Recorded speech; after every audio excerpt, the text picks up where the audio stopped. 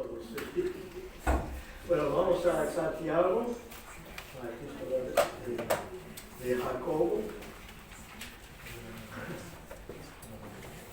el capítulo 1,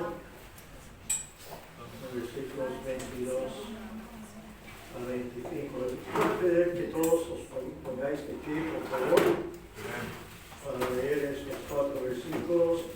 Y mientras todavía estáis buscando, tengo un anuncio que debe interesar a todos los alumnos del instituto.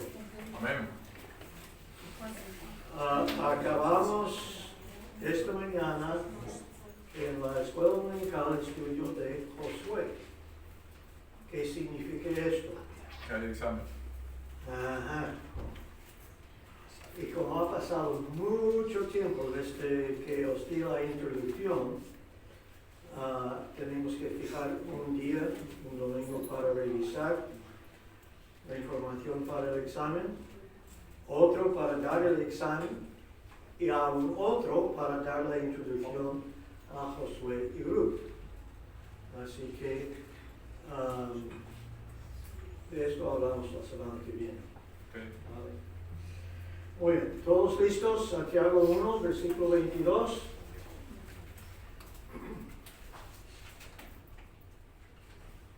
Que dice lo siguiente: pero sed hacedores de la palabra, todos leyendo por favor en voz alta, hacedores de la palabra, y no tan solamente oidores, engañándoos a vosotros mismos. Porque si alguno es oidor de la palabra, pero no hacedor de ella, este es semejante al hombre que considera en un espejo su rostro natural. Pero él se considera a sí mismo y se va, y luego mira cómo era. Mas el que mira atentamente en la perfecta ley, la de la libertad, y persevera en ella, no siendo oidor olvidadizo, sino hacedor de la obra, este será bienaventurado en lo que hace. Amén. Padre amado, te damos gracias por el desafío que encontramos en estas palabras. Y pido tu ayuda para poder comunicarlo bien y claro a todos, que todos estemos atentos y a lo que tú quieres decirnos, enseñarnos y dispuestos a dejarte obrar de la manera que tú quieres en nuestras vidas. Y todo te lo pido en nombre de nuestro Señor Jesucristo. Amén. Amén. Gloria y por eso.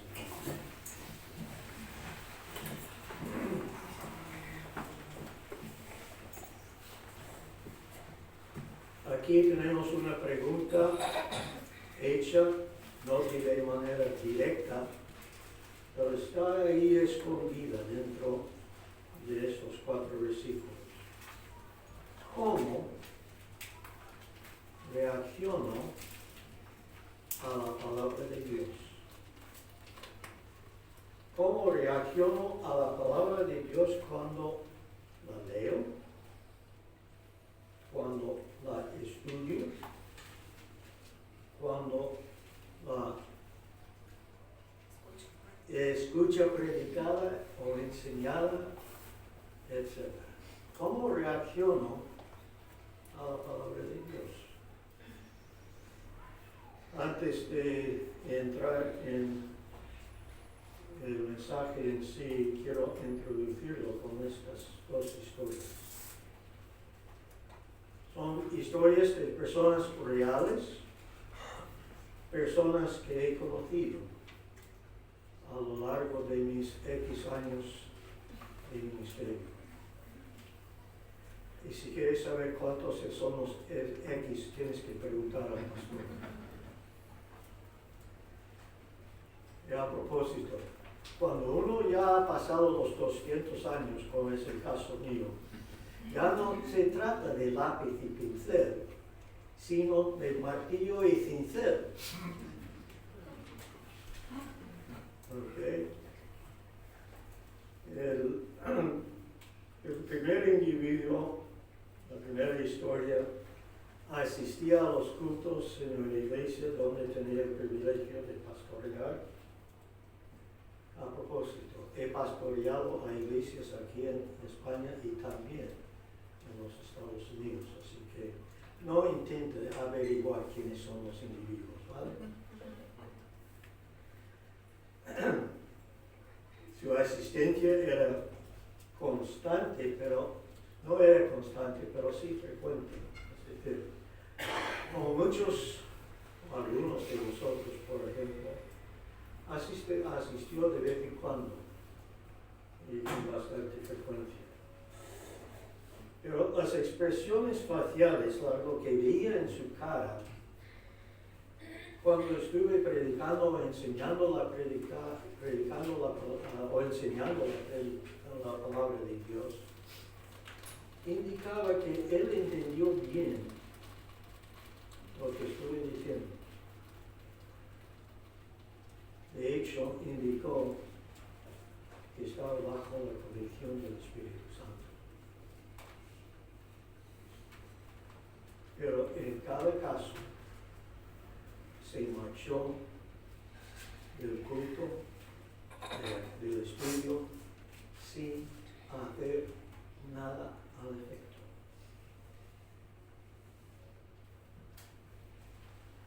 Este sería un ejemplo de lo que acabamos de leer, el que oye la palabra, pero no hace nada. Ahora el segundo, ya había hecho una profesión de fe cuando conocía a este individuo, esta persona, cuando se unió a la iglesia muy pronto, después de empezar a asistir a los cultos. Estuvo presente en todos los cultos del domingo y la mayoría de los cultos entre semana. Solamente perdió el culto entre semana cuando tenía que trabajar. Cada vez estando presente, escuchaba de la necesidad de personas para ayudar en alguna tarea o para cuando íbamos a tener un día de trabajo en la iglesia, de limpieza, de pintura, lo que sea, lo que fuera. Y siempre que pudo, se hizo voluntario para ayudar a satisfacer esas necesidades. De hecho, haciéndolo, aprendió que tenía ciertas habilidades que ni sabía que tenía. Este es el que oye y hace, el hacedor de la palabra. Y mientras pasamos por este texto, os invito a mantener en la memoria, en los pensamientos, estas dos historias.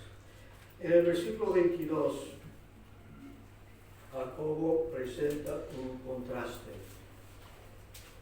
Dice, pero sed hacedores de la palabra y no tan solamente oidores, engañándolos a vosotros mismos. Hay 5 palabras en este versículo que quiero subrayar. Las palabras pero, sed, hacedores, oidores y engañarse.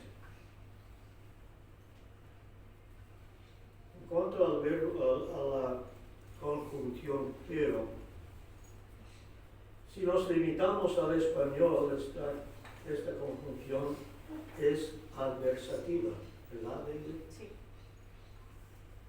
Indicando oposición parcial o total entre lo ya dicho o lo que es la oración principal. Y esto. Dicho esto,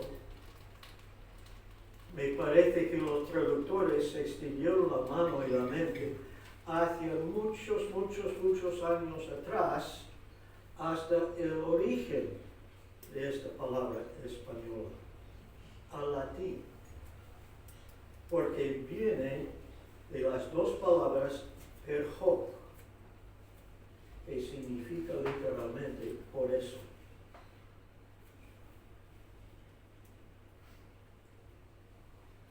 Mirando atrás en la carta, por ejemplo, a lo que tratamos el mes pasado, vemos a Jacobo exhortando a los lectores a recibir, tomar, aceptar la palabra de Dios, la fuente de la salvación, cuando dice recibir con mansedumbre la palabra implantada.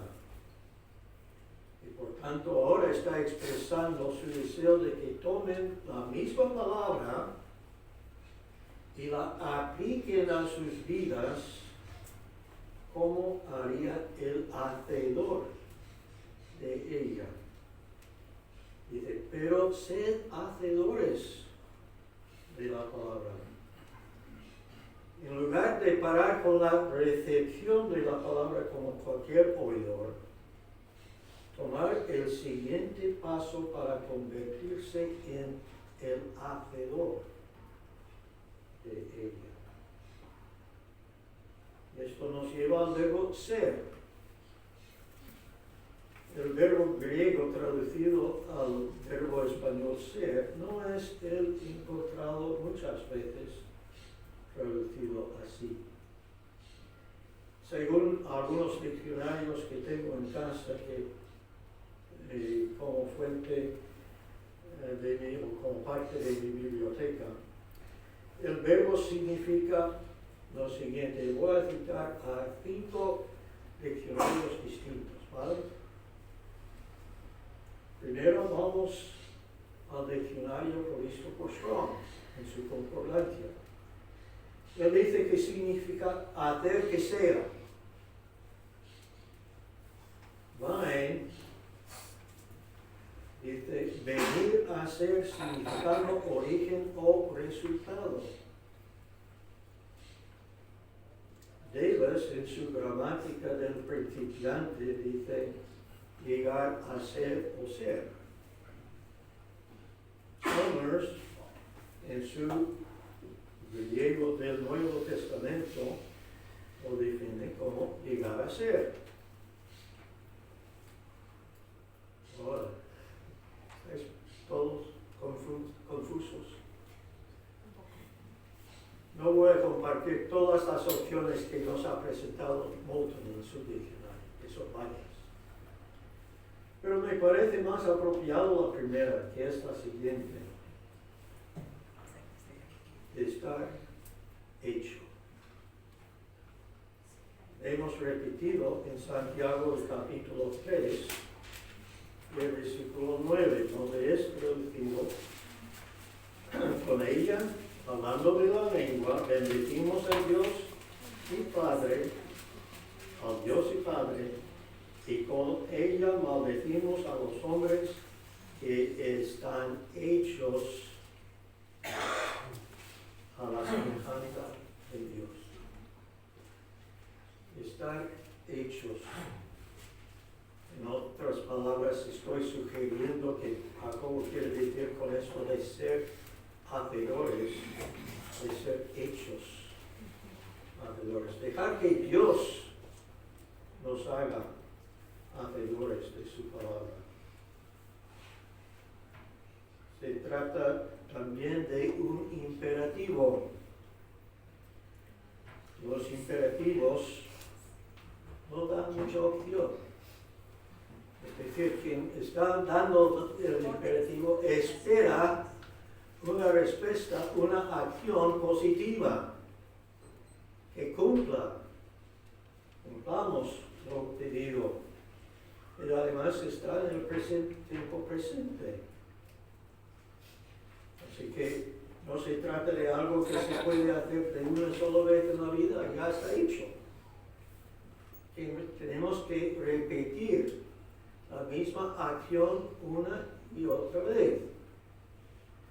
De hecho, tenemos que repetir la acción constantemente. tenemos que estar constantes y consistentes. Tienen que estar constantemente pendiente de su reacción a la palabra de Dios.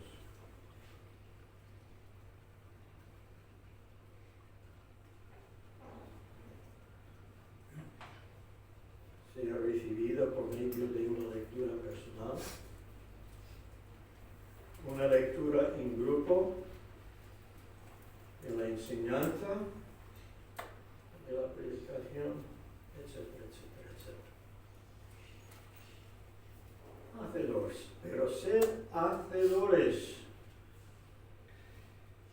Es curioso que es el vocablo encontrado aquí solamente aparece 6 veces en todo el Nuevo Testamento. 5 de las veces es traducido por alguna forma de hacedor. Y una vez es traducido poeta. En Hechos capítulo 17, versículo 28. De las 5 veces que ha sido traducido hacedor, 3 de ellas se encuentran aquí, en este contexto. Las otras 2, primero en Romanos capítulo 2, versículo 13, lo vemos usado por Pablo. Romanos capítulo 2, versículo 13. Dice, porque no somos oidores de la ley los justos ante Dios, sino los hacedores de la ley serán justificados. Esto habla de quiénes serán los justificados delante de Dios, y también lo encontramos otra vez usado por Jacobo en el capítulo 4, versículo 11, contrastando los que hacen la ley con los que juzgan la ley.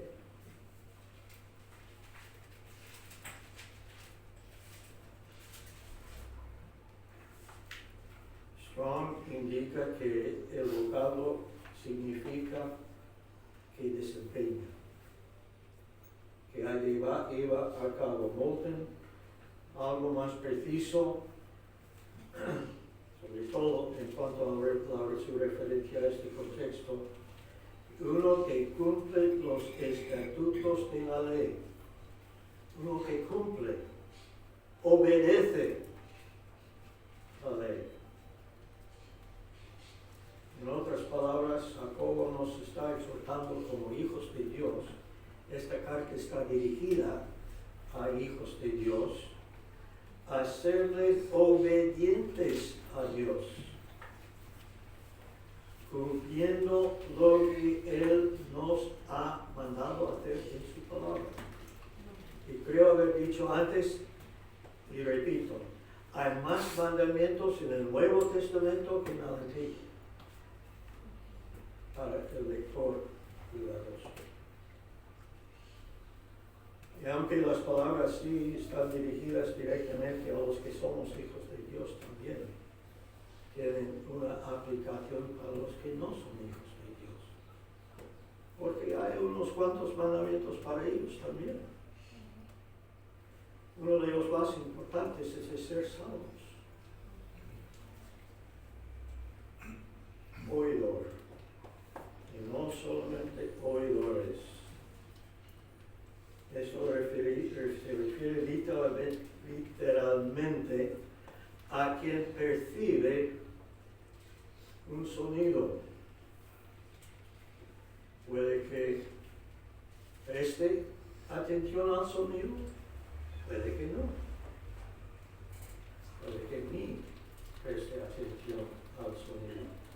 De hecho, muchas son las veces que oímos el canto de los pájaros. ¿No? Pero si estamos haciendo algo importante, ¿prestamos atención a este sonido? Solamente está un sonido que está ahí. A veces ocurre lo mismo con los coches. Oímos, hay un ruido.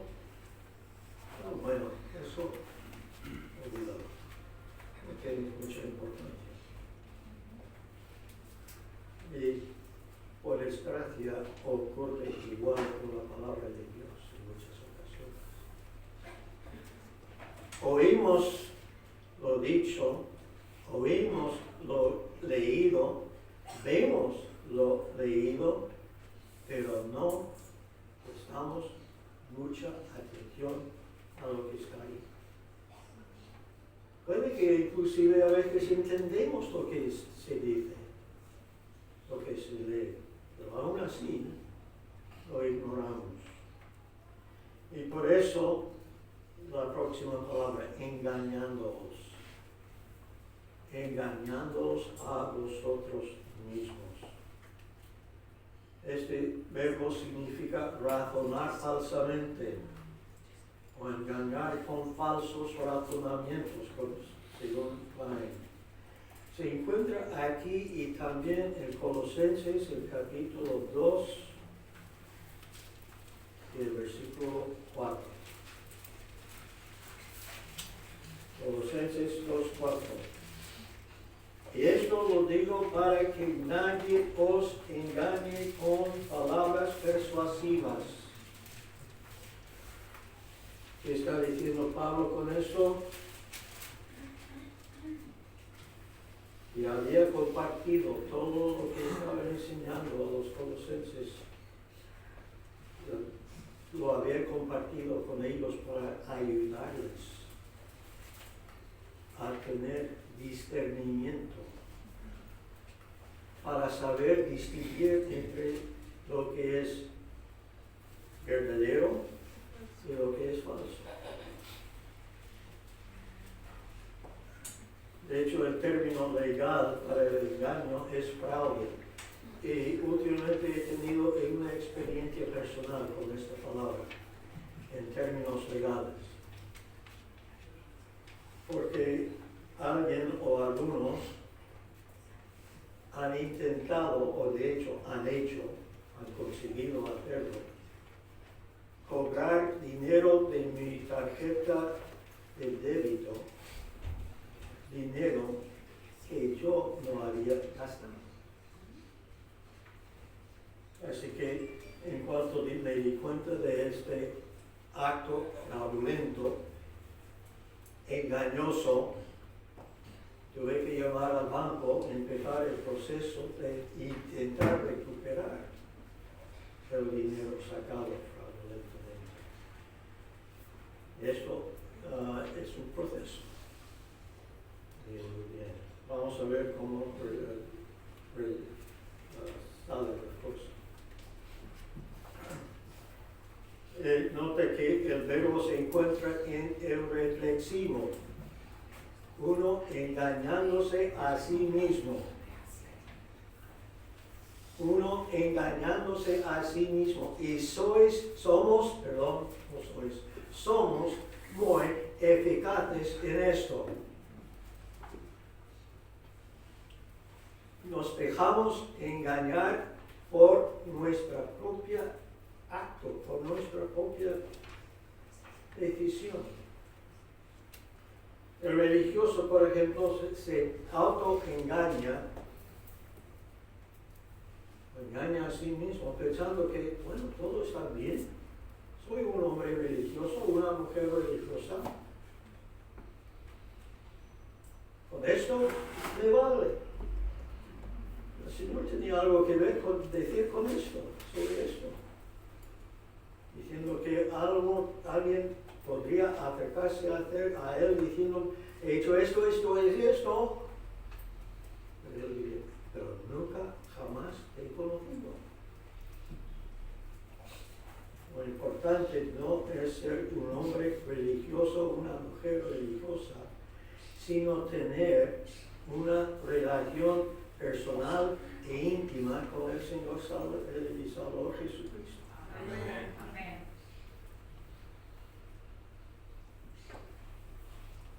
Con esta introducción, con este fundamento, vamos a ver una descripción tanto del oidor como del hacedor.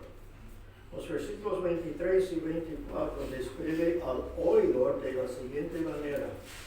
Porque si alguno es oidor de la palabra, pero no hacedor de ella, este es semejante al hombre que considera en un espejo su rostro natural, porque él se considera a sí mismo y se va, y luego olvida cómo era. Es semejante, es una comparación con otra persona, es semejante al hombre que considera en un espejo su rostro natural. Pensamos un momento en el verbo considerar. Pensando, uno en el contexto podría pensar que esto es tomar percibe una imagen, por ejemplo. Pero no es así, porque si vamos al griego, el verbo significa examinar. De dirigir el pensamiento a una cosa para conocer sus distintos aspectos y para valorarla. Así que no solamente ve, sino sabe lo que hay ahí. Considera. Y el significado, esto es lo que significa el verbo considerar, perdón. El verbo griego es parecido a observar, comprender, discernir, tomar en cuenta, percibir claramente, entender plenamente, considerar estrechamente. Así que ya no es algo casual. Contemplemos unos momentos las contradicciones aparentes. El oidor de la palabra es como el hombre que ha tomado el tiempo para examinar a su rostro natural en un espejo, examinándolo, su rostro, con cuidado, con todos sus detalles, para luego salir sin hacer nada para cambiar por defectuoso.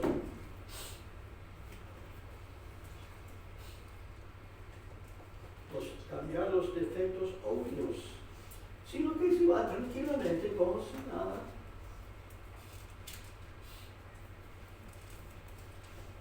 De hecho, pensando en el verbo olvidar,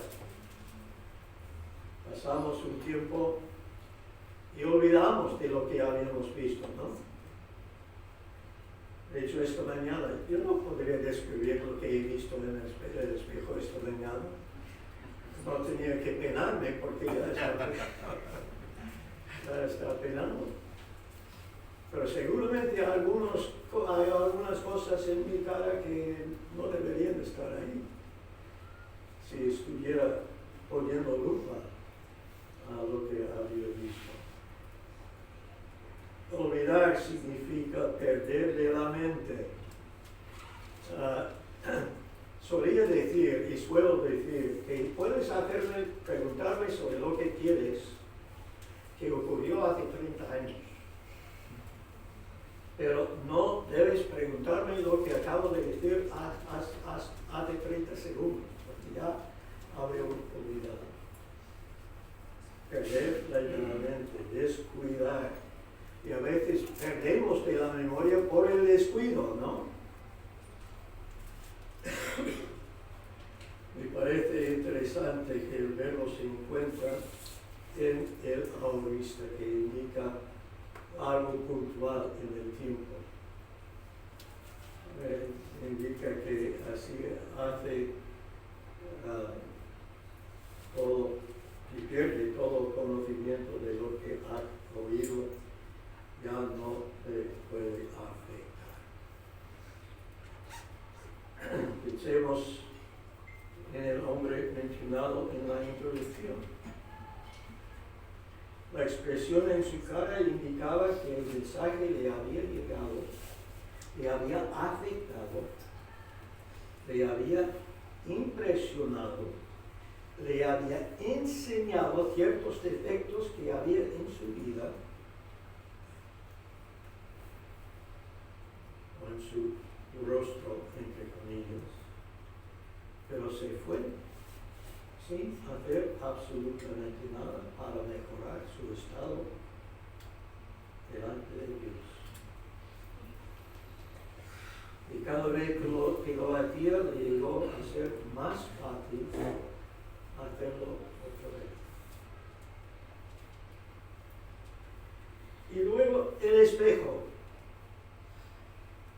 El espejo. Dios nos ha dado su palabra, su ley, para servir de espejo. Ella nos revela qué somos de verdad.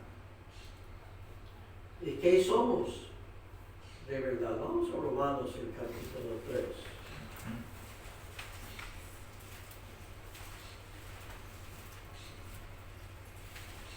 Un texto que todos, o muchos por lo menos,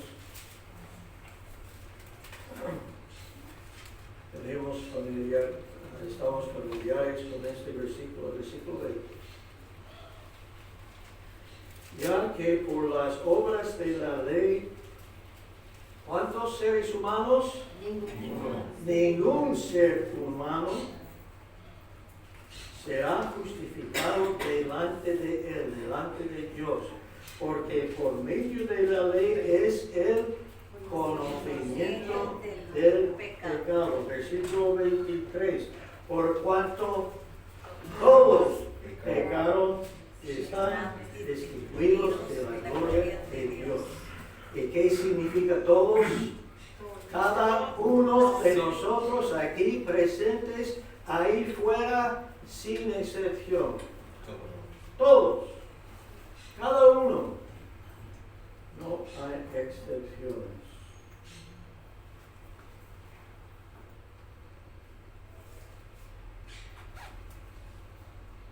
Y no solamente tenemos la palabra de Dios, también tenemos el Espíritu Santo.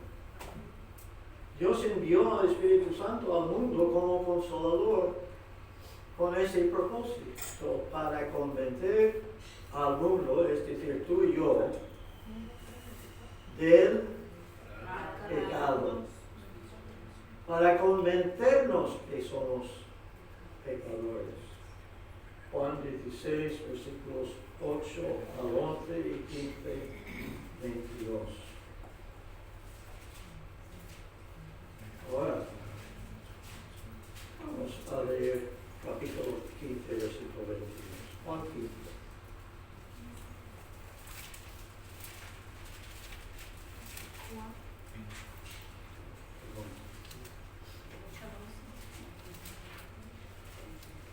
Eso no es el texto que quería leer. 15, 22 dice: si yo no hubiera venido, ni les hubiera hablado, no tendrían pecado. Pero ahora no tienen excusa por su pecado. Ahora pregunto, ¿eran pecadores antes de haber escuchado al Señor predicar? ¿Sí o no? Sí. Sí. Eso debería haber sido más enfático. Sí, eran pecadores ya, pero ahora no tienen excusa. Delante de Dios. Contrastamos esto con el versículo 25, mas el que mira atentamente en la perfecta ley, la de la libertad, y persevera en ella, no siendo oidor olvidadizo, sino hacedor de la obra, este será bienaventurado en lo que hace. Mira atentamente. En el español tenemos un verbo seguido por un adverbio. ¿Verdad? ¿Verdad? Sí. Y están usados para describir, el adverbio usado para describir el verbo, perdón. Tal vez todavía le he preguntado a John, ¿cómo es tu lengua? ¿Bien? Ok, muy bien. Entonces, en próximas veces vuelvo a preguntar aquí. Ok. Sí. Se puede traducir lo que dice el verbo griego de la siguiente manera: dar o tomar una mirada detallada y atenta a algo, mirar fijamente, además de mirar atentamente. ¿A qué mira de manera detallada y atenta? Mira a la perfecta ley de la palabra de Dios. Dos frases usadas de la libertad, perdón. Dos frases usadas para describir la palabra de Dios. Primero,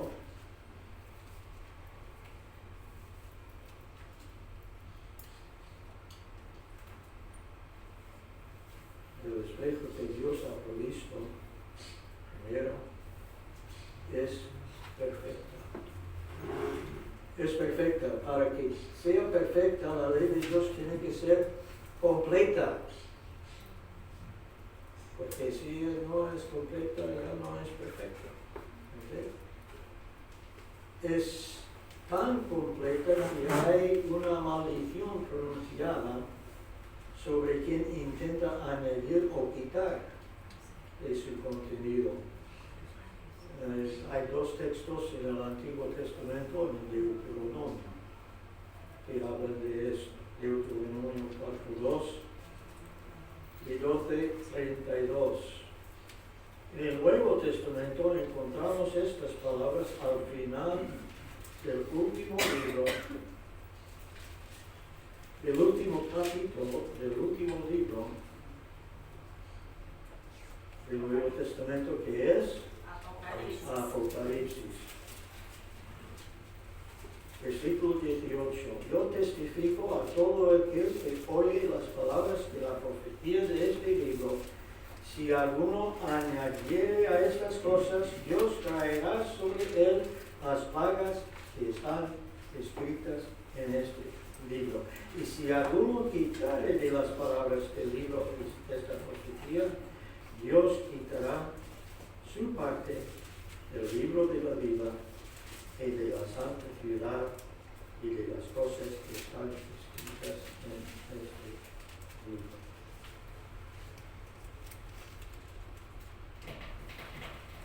La palabra de Dios es completa. Además, es la ley de la libertad. Es la ley de la libertad porque da libertad, hace libre a todo aquel que la conoce y en ella confía. Comparamos, por ejemplo, Juan capítulo 8,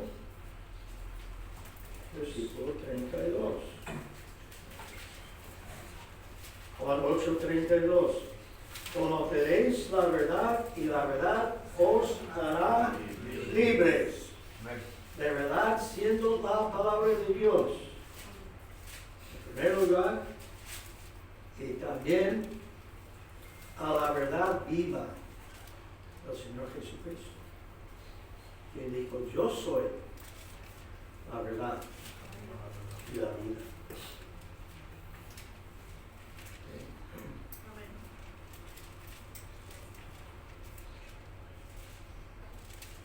De hecho, cantamos de esto en 14:6. El primer paso hacia la libertad del pecado es conocer a quién es esta realidad Jesucristo y creer de verdad que lo que Él ha hecho a favor nuestro es suficiente, es perfecto. Que no se puede añadir De hecho, vamos al religioso. Todos los religiosos intentan añadir al Evangelio puro. ¿Verdad?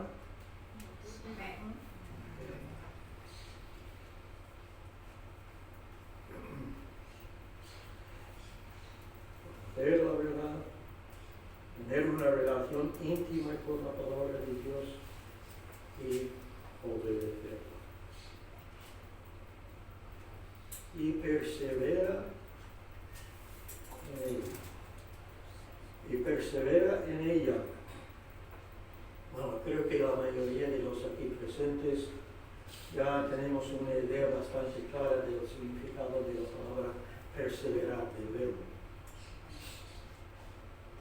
Y a propósito, eso no es una definición directa, pero he intentado, basado esta definición en el de María Moliner, mantener el esfuerzo o insistir hasta conseguir o cumplir el objetivo deseado. Son muchos los que somos capaces de empezar algo, pero somos todos capaces de perseverar hasta terminar esto que hemos empezado. La implicación debería ser bastante claro, que deberíamos seguir adelante en nuestro estudio de la palabra de Dios hasta conocerla al máximo de nuestras capacidades. De hecho, vamos a 2 Timoteo 2:15. Santiago, 2 Timoteo 2:15. Todos los que habéis asistido a las clases de métodos de estudio bíblico, ya deben tener este versículo memorizado. Y dice, procura con diligencia presentarte a Dios aprobado, como obrero que no tiene de qué avergonzarse, que usa bien la palabra de verdad. ¿Y cómo se sabe usar bien la palabra? Por medio del estudio y por medio de la perseverancia, la persistencia en el estudio. Ahora, ¿cuándo vamos a llegar a conocer a la palabra de Dios al máximo de nuestras capacidades? Con el uso. El día de la muerte o de la venida del Señor Jesucristo, cualquier evento que ocurre primero. Amén. Siempre hay algo más que se puede aprender de la palabra de Dios. ¿Por qué? Porque es como un pozo que no tiene fondo. Jamás podemos llegar a conocerla a la perfección. Pero esto no debe desanimarnos, sino animarnos todavía más. Amén. Amén. Y el que lo hace será bienaventurado. Es decir, el hacedor de la palabra tendrá la promesa de primero un lugar eterno en el cielo, en la gloria con Dios, por haber puesto toda su confianza en la persona y la obra salvadora del Señor. Y también disfrutará de las bendiciones suyas aquí en la tierra y durante su vida. Ahora, no pensemos siempre que las bendiciones van a ser pecuniarias, ¿sabes? Monetarias.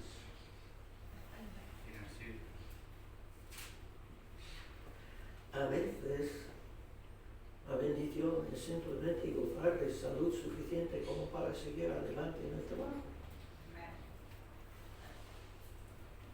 me levanto todos los días dando gracias a Dios por haberme dado otro día de vida. Bueno, con más de 200 años.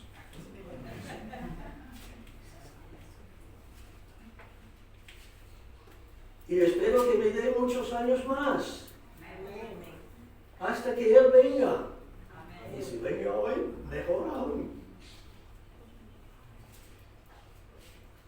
Bueno, son varias las historias en las escrituras que podríamos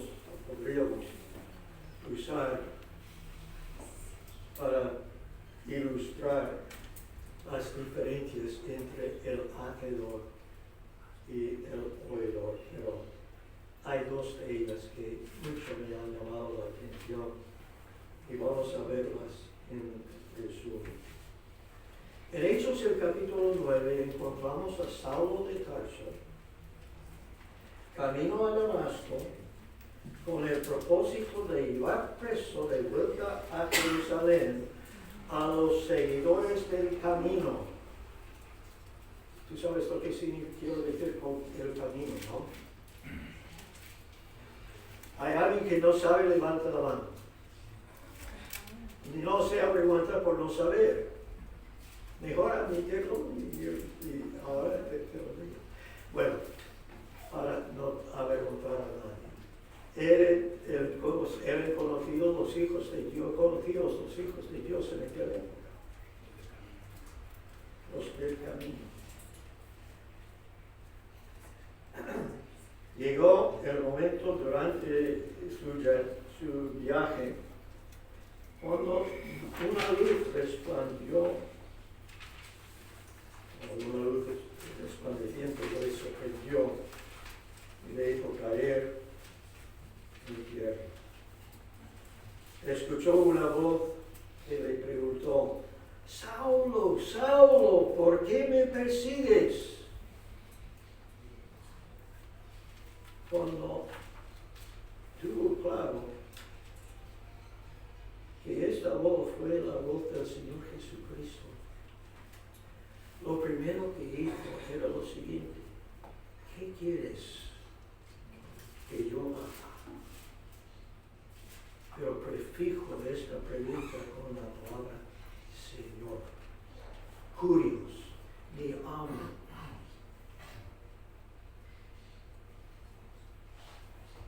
¿Qué quieres que yo haga o haga?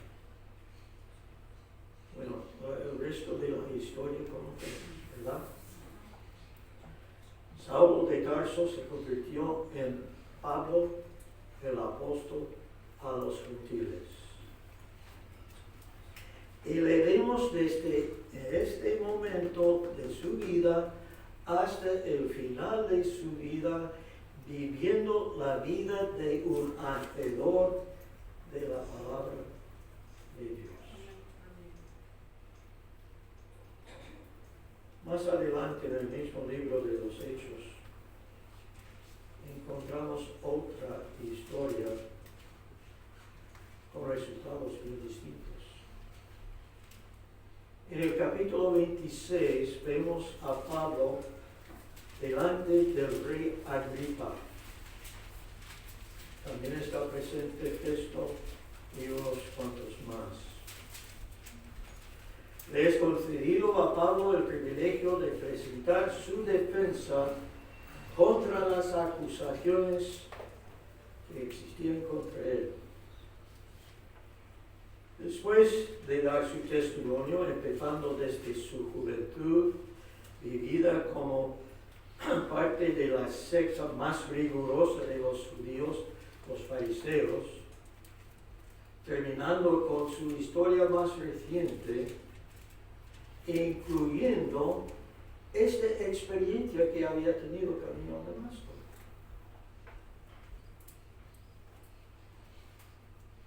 Cuando Pablo llegó al final de su testimonio, todos los presentes habían oído la palabra de Dios.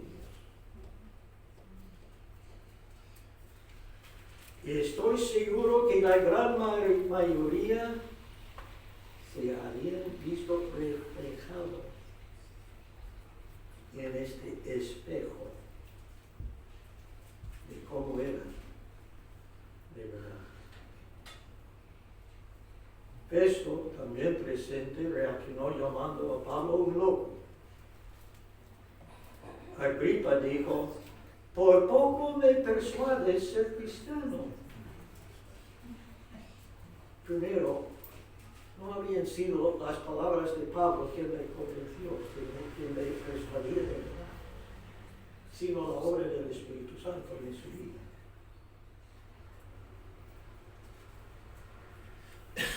Por poco me persuade ser cristiano. Palabras indicando que él había entendido bien el significado de todo lo que Pablo había dicho. En sentido personal.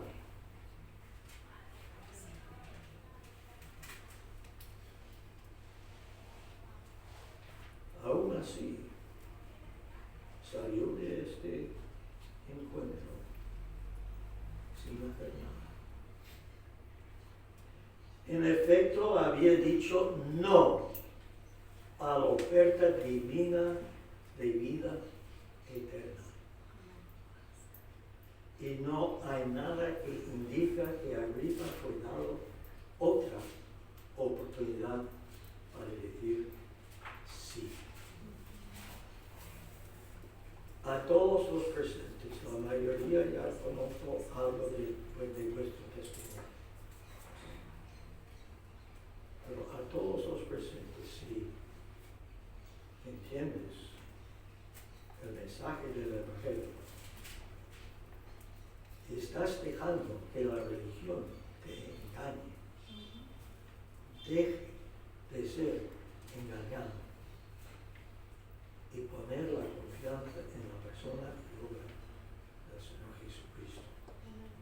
Para tener la vida eterna y abundante que Dios promete a todos los que en Él confían de verdad.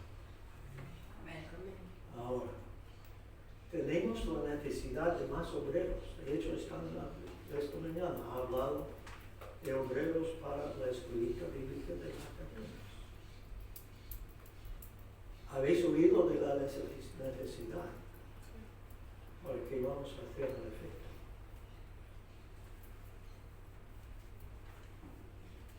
Hemos oído también, la mayoría, es posible que alguien no estuviera presente cuando el anuncio fue dado, pero también habéis oído de clases preparativas para ayudar a preparar hombres y mujeres para dar clases, para predicar. Mujeres no predican más que a mujeres.